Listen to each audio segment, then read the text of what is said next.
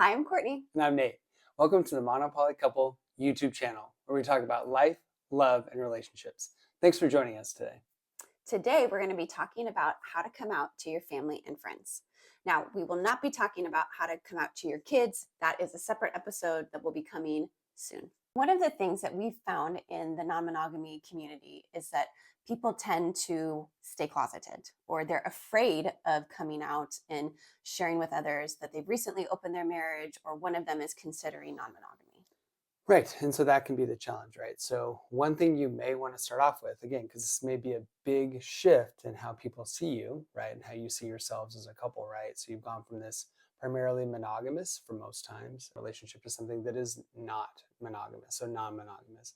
And so something you may want to consider is, who are you going to tell first? Like, you may want to both rehearse these conversations amongst yourselves and then figure out who the best person or persons that you want to talk to about it. So most likely that's going to be someone who is likely to be supportive of you, understanding of you, and is going to be there for you despite sort of this new orientation and this change. So talk a little bit more about that.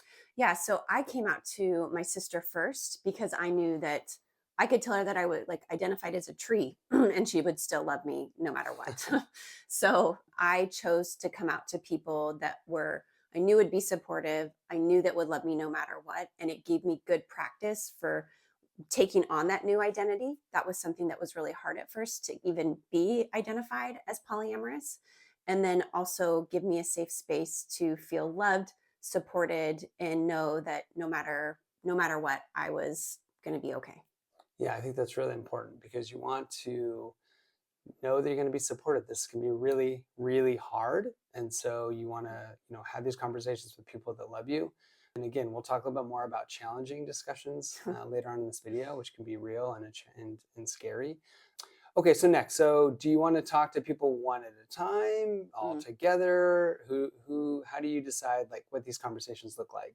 Yeah, I think it's important to realize that there is no one right way to do this. Mm-hmm.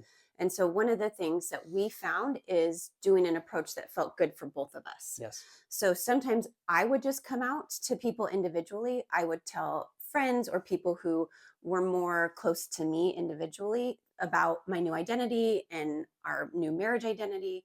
And sometimes Nate and I would talk to people together and like work through that conversation as a couple. Yeah. And so we found that that was important. So we would, again, kind of go over it, rehearse it. We talk to our therapist about how the conversations would go, questions that may come up, right? Because things we don't think about, someone who's an objective outside person can help go through those conversations. Because again, the point, as we've emphasized throughout, is to live more your authentic self, your authentic life, your authentic relationship, and to go from there. What are some concerns that may come up when you have these conversations, or something to think about when you have these conversations that aren't always fun to think about? Yeah. So one of the things that when I've worked with clients who are part of like the LGBTQI plus community is when they come out to their family is it physically safe for you to reveal this part of you? Yeah. And I think the same applies here for when you come out as a different relationship orientation other than monogamy. So is it physically safe for me? Am I going to be kicked out of the house? Am I going to lose my partnership? Am I doing something that's like illegal? And not necessarily illegal, but like against like a moral or ethical code that your business or your job is requires you to adhere to. You'd actually be surprised how many government organizations prevent non-monogamy. So being aware of what do I have to lose, both like my physical safety and then also my emotional, like would this person possibly not be supportive of me? Yeah. Would they start to judge our marriage? Would they treat us differently? Would they like end a relationship and pull support?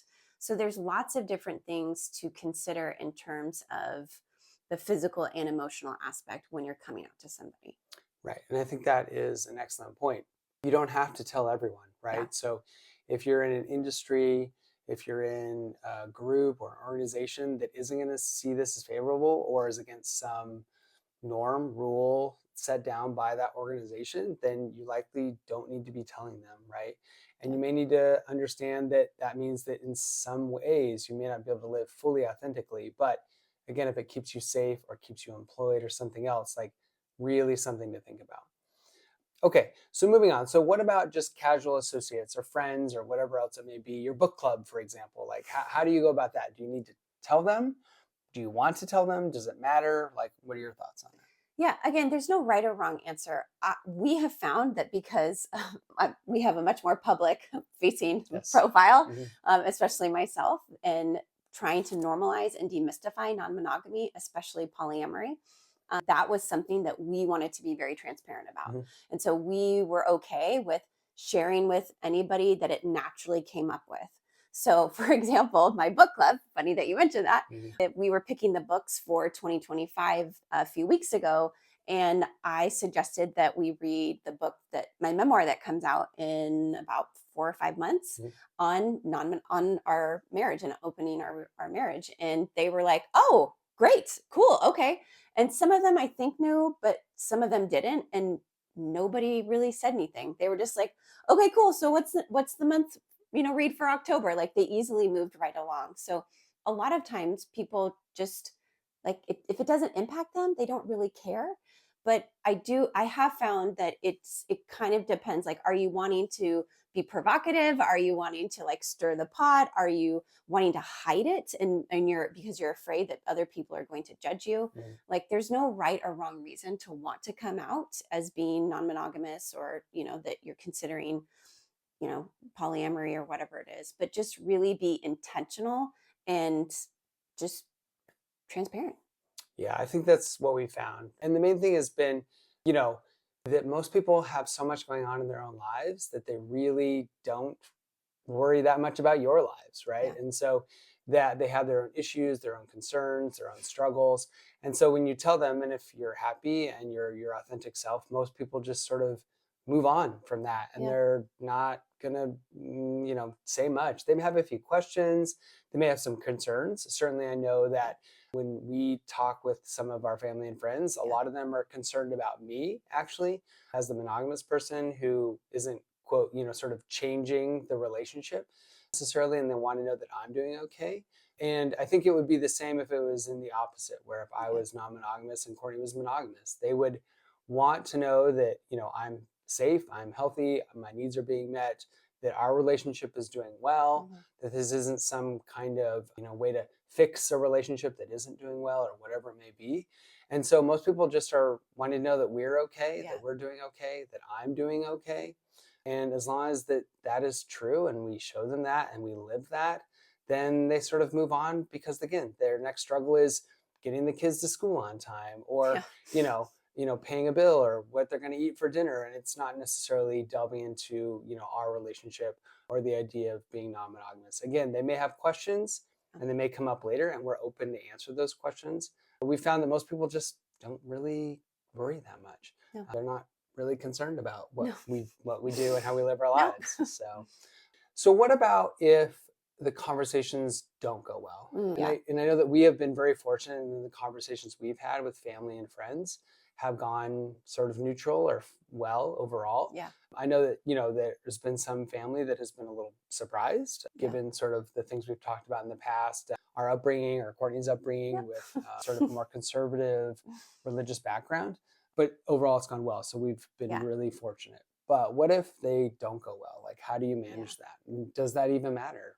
Let's talk about it. Yeah, I think that it depends on the amount of investment of the relationship. So if you have somebody that you feel really close to, you have a lot of history with, you really value them, and they don't react well to what you share, I would encourage a follow up conversation to that to share, like, hey, I noticed that you shut down, or I noticed that you reacted in a negative manner. Like, I'd really be open to talking to you more about that so I can help you understand my perspective or where I'm coming from.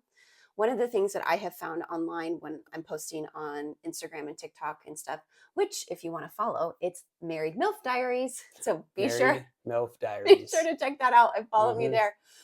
But a lot of people, especially men, are triggered by the things that I'm posting, not because of who I am or what I'm actually doing, but because of their past. A lot of them have been cheated on Hmm. or just had really bad relationship experiences. And so when I post confidently about how this has made our marriage and relationship stronger, it feels really triggering for Yeah. them.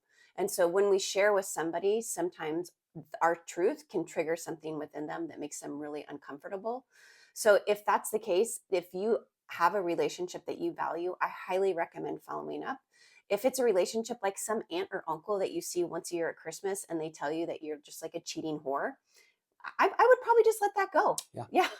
I just, Probably not the kind of person that you want in no, your life anyway, no, if they're going to talk to you like that. nah. But I agree. If it is maybe a brother, a sister, a parent, a step parent, whatever it may be, if Yeah. that is a relationship that you value and you want to maintain, a lot of times people just don't understand, right? Yeah. And what they don't understand, they either fear or they shun, Yep. right? They don't Absolutely. want to be part of that relationship. And so it may be that they just need some time. And then you basically, I think, allow yourself to be open to them, to answer any questions, to meet them where they're at, and just do the best you can to sort of help them understand. And again, the focus for us has been on that our relationship has benefited, Yeah. that Courtney is a better person, that we are doing better. And that's the emphasis that we try to talk about with people who either don't understand or are struggling to understand. And that seems to be the way that has most benefited us, right? It's not about who Courtney dates or how many dates she goes on Yeah. or what else is going on. It's that we're doing really well and that this has made us better. And that's been our focus. And that has really aided us when we're talking about people, when we talk to people that are just struggling or Yeah. don't understand or are kind of want to be either confrontational or unsupportive, and that's what we've done, and that's worked the best for us. So Yeah. How do you think that you have found, because we've had this conversation a lot of times, mm, what are the words if somebody's looking to share? Like, how do you say, like, hey, I want to have more partners? yeah. Like, what, Mhm. how do you say that to somebody? Yeah, and so what we've done is we say, we basically say, or Courtney says, and a lot of times I'm there, we're together, that Courtney is not monogamous. And so we use that phrase because it opens up sort of the conversation. Hmm. And so usually we follow that up with, do you understand what that means? Yeah.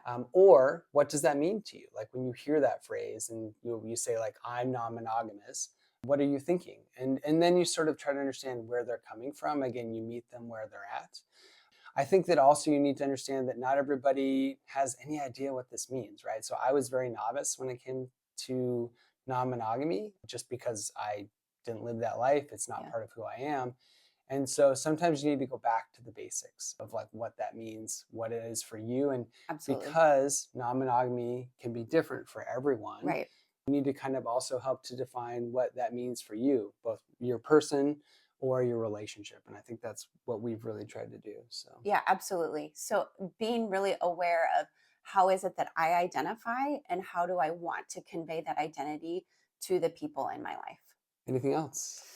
Nope, that's it for now. But if you do have questions, Yes. please feel free to ask. We'd love to respond to those. And we really appreciate you subscribing, liking, sharing this channel because we really want to grow this community and help people understand that you can create a beautiful life and Mhm. family, even if you both aren't monogamous. Yes, agreed. And as we always say to each other, Can't can't stop, stop, won't won't stop. stop. Thanks for watching.